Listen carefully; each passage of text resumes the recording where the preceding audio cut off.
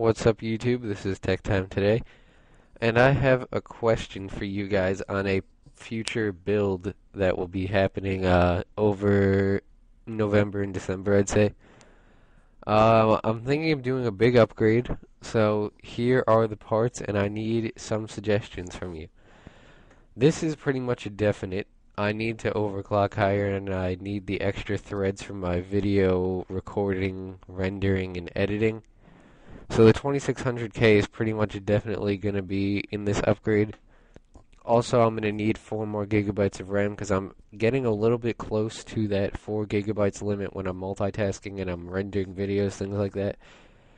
So I'm definitely going to upgrade to 8 gigabytes. And then I have the Corsair H80 because my current cooler is only like a $25 cooler. I mean, it's better than stock, but it's not great. And it covers one of the RAM slots, so this will be a big upgrade. And then here's the part that I need your help with. I am thinking of getting an OCZ Vertex 3 as a Windows boot drive to go along with my main applications like Firefox, Steam, and a couple games.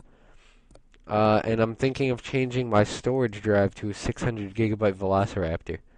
Now, I'm not sure if I should get them or get neither of them and get, because together they cost $440. So I'm thinking of not getting either and getting a really good graphics card from the 7000 Radeon 7000 or GTX 600 series that'll be coming out later this year, or not get the Velociraptor as a storage drive and get a mid-range with that 220 that I'm saving, a mid-range graphics card. I don't know.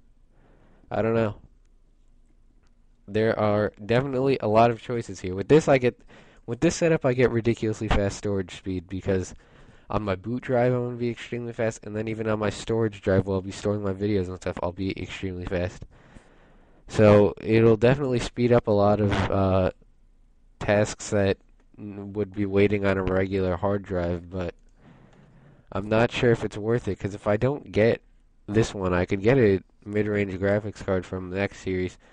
And to put that into perspective, the 6870, which is a mid-range graphics card of this Radeon generation, was as powerful in most benchmarks as the 5870, which was the most powerful single GPU of the last Radeon series. So, and this Radeon and GTX series look like they're going to be bigger upgrades than the last ones were. So the mid-range for next generation might be more powerful than the 6970 and GTX 580. So, I mean, it could be a huge upgrade. If that's the case, and the mid-range from next generation that are in the 200 something range are more powerful than the top end of this generation, then I'm not going to get this hard drive because there'd just be no point, because I'd have a huge graphics card upgrade that I'd be leaving on the table. But if it's not that much more powerful than the current generation, although I doubt it won't be, but if that's the case, then I'll stick with these storage drives as my upgrade, because I mean, people really underestimate how much adding an SSD or adding a fast hard drive can help your system. I mean, like, even the most mundane tasks like starting Windows, loading up Firefox, opening Microsoft Word, even just the amount of speed that those are performed with when you have a fast processor coupled with an SSD, it's just, I've used them before, it's mind-boggling how much faster it is. SSD is a definite. I don't think I'm gonna, unless the $400 graphics card is so amazing that I have no choice but to get it from either side, AMD or Nvidia.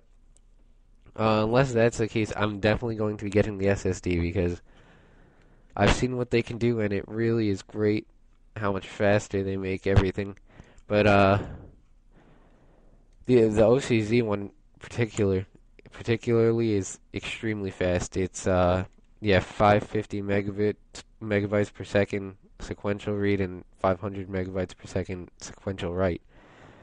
And to put that in perspective, some of the other drives here that I was looking at that were the highest rated in the 120 gigabyte category on Newegg were around 200 megabytes per second read and write. I mean, it really blows away most other SSDs, and most SSDs blow away the Velociraptor hard drive, so this thing will be extremely fast. And the Velociraptor hard drive would be a great storage drive, but I don't know. See, I have a dilemma here, guys. Yeah, so leave a comment below telling me what you think. Should I get a Velociraptor as my storage drive and an SSD as my boot drive? Get an SSD as my boot drive and use the money that I would have put to the Velociraptor for a mid-range graphics card, or get neither and get the highest end graphics card from next generation. I definitely have a few options here that I'll have to weigh over the next few months. So leave a comment telling me what you think. Thanks for watching, and don't forget to subscribe.